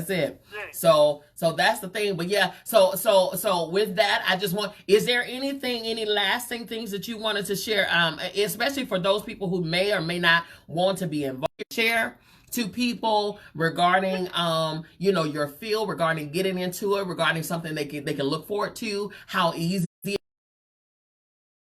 You know what I'm saying? What are your lasting statements that you want to share to the viewing? Work it's real hard work. It's long hours. Especially if you're married and got a family. I wouldn't recommend it to anybody. Got it. The consulting work is different. That's where you sit back and you write government contracts for a certain building or a certain university or a certain business. Corporate clients are great. It's a CMI. Ever since 9/11 happened, the security industry has stayed there. Yeah. It's not one of the industries that have curtailed off. Yeah. You know? And if you're law enforcement or ex-law enforcement or military, it's a sea of money out there that you can tap into. There's schools that you can go to. It's like, and it's good to get certified. It's an industry watchdog called ACES. It's the Association of Security Industry Professionals, and they give you they give out certifications, like you're a CPI, Certified Private Investigator, or CPP, Certified Physical Plant Security. You know, that means you can go to General Motors and try and put the company on with General Motors and get the security contract with them. Gotcha. It's government contract. I see your money when it comes to government contracts. Oh, of course, of course. Yeah. So if you look at it, if you look from that aspect of it, you know, start with ACES, ASIS. Go to their website, look it up. You can, and it costs you. You got to put some money into it. It costs you between $5,000 and $10,000 for certifications. But once you got them, you know, that's what it's going to take to get the contract. That's right. And, you know, once they see that you've been trained and certified by ACES, it's almost like a shoe-in. So, I mean, the detail work, the glitter, the glam, all that, that's pretty much over with. Right. Artists, I mean, we live in a different day and age, and people move, tactics are different, you move differently now. All the big A-list artists, They pretty much go out and hire a company like ours, and they do one-offs. They don't do the work like we used to. Right. When I get a client, I left my home where I lived at, and I went to where they lived at, and I stayed with them in that town. Right. And I got up with them every day, did that day-to-day with them, almost like a personal assistant. Right. You know, so those days are sort of over with. Yeah. Yeah. You know, so there are like a company like AD Associates, West Coast Detectives. Right. You know, they got their preferences now. You got companies underbidding each other. Mm-hmm. Like that's how we lost the BET Hip Hop Award. Yeah. So, you know, you figure Viacom pay us $3 million to do the BET Hip Hop Award. Right. We fly in 75 guys, all military and police, active police. You know, no incidents or anything. And then you get a rinky-dink company that'll come in and say, "Oh, we'll do it for $500." Right. You know, so it's a lot of undercuts and stuff like that. It's true. I would recommend that people don't try and go into the detail work. It's kind of harder. You know, you can work for yourself. Go get trained. Go get certified. Yeah. Start your own security company, incorporated in the state of Georgia. Yeah. You know, be recognized. Pay your taxes or get incorporated. Go to a lawyer, get your papers incorporated. Yeah. And start your own company and look in the government contract. Yes, right. And selling yourself. That's how we got. Like I told you, I named a couple of venues that we have right there, the Atlanta Convention Center. Right. We do that. Lakewood Amphitheater, we do that. Yeah. Fox Theater, we do that. You know, so. That's awesome. That's awesome. I might have some people for you too now. I'm talking about the company, you know. Yeah. I might have some folks for you to add to the squad. You know what I'm saying? That does what you. It'll be a time like you can work 3 or 4 times out of the year, and you don't have to work no more the rest of the year. Period. That's how good the money is. Exactly. Exactly. That's how good the money is. Exactly. But it's gonna take you some work. I got what I got, and I put 2 kids through college, and you know, I'm talking about my son goes to a private college in Pennsylvania, and my daughter went to Florida A&M, but. When you fill out FAFSA, they ask for your tax return. Yeah, yeah. So when they see my tax returns, they ain't give us shit. I bet they didn't. Okay. They looked at that thing, probably was like, man, if y'all don't get up out of here. Yeah, I was pulling lint out of my pocket by the time my daughter left school. You know, I had to do the same thing for my son. So I mean, it can be rewarding, but you got to put the work in. You definitely got to put the work in. You know, educate yourself and see your money out there. That's right. That's right. Our kinfolk from another skin color, they do the same thing. Come on here. And let me tell you, man, have you ever heard of a company called Halliburton? What is it? Halliburton. Have you ever heard of them? No. It's a company, a security company that Dick Cheney, or it's a company that has, it's like a enterprise. They have like a security company. They provide goods and services. And they do no big government contract. They had no big government contract for the whole war, during the entire war during Iraq. They made $2 billion. I'm about to be a security. Listen, it's the last New Music Monday interview we're gonna have. No, I'm just playing. I'm about to go put me on the security outfit. I said $2 billion. B was a big billion. And then they have government contracts. It used to be out of Kitty Hawk, North Carolina, called Black Hawk. They call ZXI now. Wow. They do all the contract work for security for the engineers when they go over to Iraq and over to Afghanistan and other places in the world, bad regions in the Middle East. They do protection for these guys. Like I got a guy right now in Israel making $750 a day. Wow. Doing embassy work over at the embassy in Israel right now. The guy's making $750 a day. Wow. And so he signed up for a whole year. He signed up to be there a whole year. And so that's $750 times 365 days. Make a run at $750 a day for 365 days. Let me tell you, hold on. I'm about to do the math right now. I just want to know. I just want to know. Who got a calendar out there? I just want to know for me, okay? Who got a calendar? Somebody do the math. 750 times 365, and somebody tell me what them digits talking about, okay? But in the meantime, how do people get in touch with you? How do they, if they want consultation, if they want to, pursue, or even a mentorship, you know what I'm saying? How do they get in contact with you? Are you available for that are you available to take on mentees or contracts or contacts or whatever the case? Like I told you, I work for one of the largest minority security companies in the country. Mm-hmm.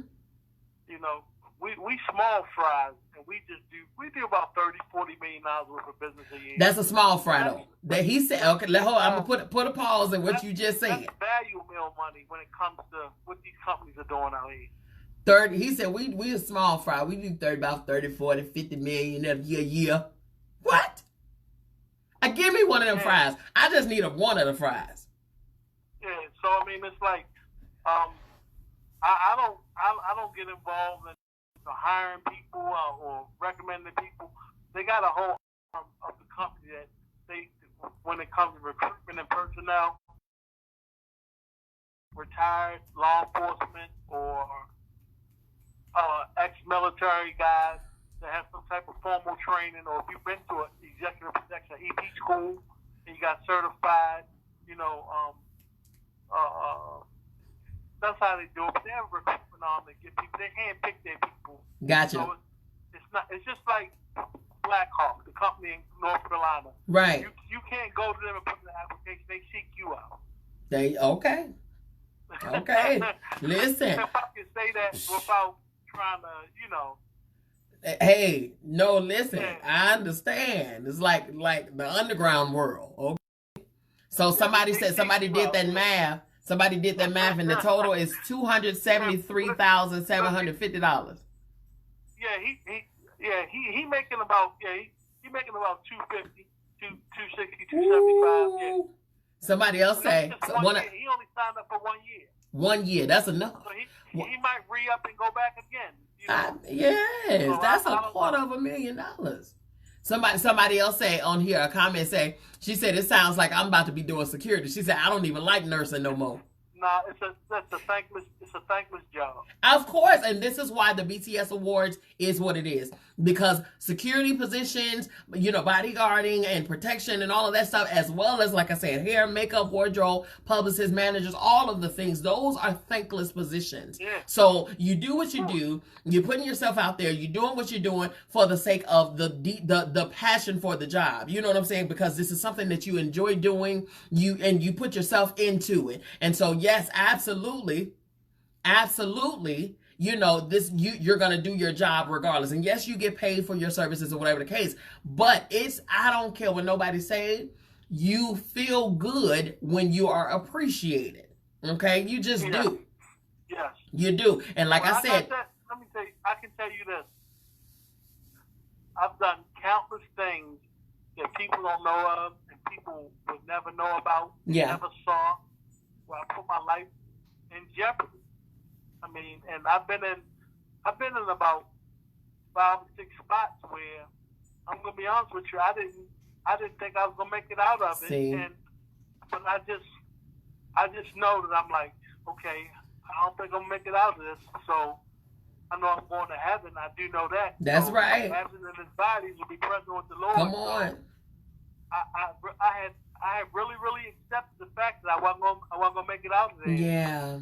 Like I said, by the grace of God, that had your protection around me. I'm like, that's right. You wake up the next morning, you be like, man. That's right. God. It's nothing but ain't no street niggas, ain't no politicking, ain't nothing. Nothing. God. The hedge of protection is what it's called. The hedge of protection. I'm too old. I'm getting kind of up there now. I'm not even trying to, like I said, when I told you, when God gives you faith, He gives you wisdom. Yeah. My wisdom tell me don't put yourself in situations. That's right. That's it. That you gotta fight your way out of. That's right. Well, Kip, listen. We did a special time today, of course, because we usually only 1 hour. We're usually only 1 hour, but we went 2 hours today because for the sake of the story in itself, because 1 hour, you cannot put all of that in just 1 hour. You just can't. Okay? Yeah. But you'll definitely be back. The the meat and potatoes, we be here another hour or two. Hey, listen, you hear me? So, because there's definitely more that can be discussed and stuff like that, and we will. We'll have another chance to do so.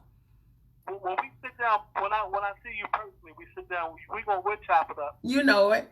You know it. You know it. Absolutely. I'll share those 5 names with you too. There you go. There you go. There you go. Everything ain't for everybody. Everything ain't for everybody. That's right. That's right. That's right. So now, and then on top of that, you know, like I said, Kip Hinton is the 2019, the very first BTS award, well-covered award winner. Absolutely. So we want to say a congratulations again to that, to you for that. And then Rocky, your best friend, your homeboy, you know what I'm saying, who was also the road dog and manager of R. Kelly himself as well. He was the 2019 Executioner Award winner. You know, so he was the one to get it done. And if you don't know Rocky, you guys, is the husband of Latasha Scott, who's one of the lead voices of Escape. Okay? Yeah. So, and he's here too. In fact, I spoke to Rocky a couple of days ago about, you know, linking up with him. Is he managing Jacquees? Lord Jesus. Yeah, I heard they reached out to him. Wow. Now, Rocky, let me tell you something. Business done right, you know who to call. Oh, that part. I was just about to say. One thing about Rocky, now he crazy as all get out. He's silly. However, that man knows what he's doing. Yeah, he do. That man is a beast when it comes down to this industry. Okay? He's a beast. Oh, yeah. Okay, Latasha is his wife, but she's also smart by keep making him her manager. Okay? Listen. Exactly. He gonna get that business. You can measure somebody in this business. You can measure by their body of work, but if you ain't got the bank account to go along with it, you ain't saying nothing to me. Yeah, nothing. Nothing. Your business ain't right. That body of work is just that body of work. That's it. That's it. That's it. Come on here. Come on here. That reputation speaks for itself. And then Rocky Bivens. Yeah, shout out to my brother Rocky. That's right. That's right. You know, he just transferred from the University of Buffalo. He'll be playing at the University of Michigan this year. Yeah. Yeah. So that's their son, yeah. Yeah, that's now. My nephew J-Mom. That's right. That's right. That's right. Okay, Kip. Well, thank you so much. This was awesome. We definitely got to do this again. I'm always here. Absolutely. Call away if you need me. That's right. That's right. That's right. And I appreciate you, sir. Thank you so very much for being here. Thank you all for tuning in. Thank you for allowing me to extend this time an extra hour. We had to give him the platform. We had to give him the floor so he can tell us and give us an inside look and behind the scenes look, a different view into what into what we've seen. He's giving you the real, not the media, not the television where they're telling you what it is. No. He's giving you the real of what it was. Okay. So with that being said, you guys, I thank you so much for being here. I thank you so much for your interaction. It was a great interview. Thank you so very much. I appreciate you all's interaction and comments and things like that and questions that you've asked to Kip, our guest today. And like I said, if you want to, like he said, if you want to pursue this as a career, then definitely play this back, get the information that you need to get, do the work, okay? And then go ahead and get yourself in there. It's he said it's different now than it was then, but it's rewarding, as you can see. It's definitely rewarding. And it's something that you definitely want to be passionate about. Don't ever get into something that you're not passionate about doing. Okay, because that way you'll put your all. When you're passionate about it, you put your all into it and you give your best. Okay, no matter what. And so with that and his stories, the scratch of the surface stories that he let us in on, we can see that he was passionate about what he did. And so for that, we got to thank him for that. Okay, now you all go have a great evening. Don't forget, if you need to get your book, Make Up With Yourself, then definitely do that, okay? The information on how to do so is in the captions. You can get your signed and autographed copy directly from me. There's information there for you. Or you can go to Kindle or Amazon to get your ebook and things like that. So you know, there's ways to do what you got to do. Get in touch with the girl. I get you hooked up, okay? Now, tomorrow, Midday Makeover, Beauty by MzBee. Meet you on MzBee Salon Studios page. We're going to have some good fun, okay? Good fun. It's People's Choice Tuesday. Tomorrow, 7 p.m., all right? I love you. I mean it. And there's absolutely positively nothing you can do about it, so don't even try it, okay? Have a good night. Peace.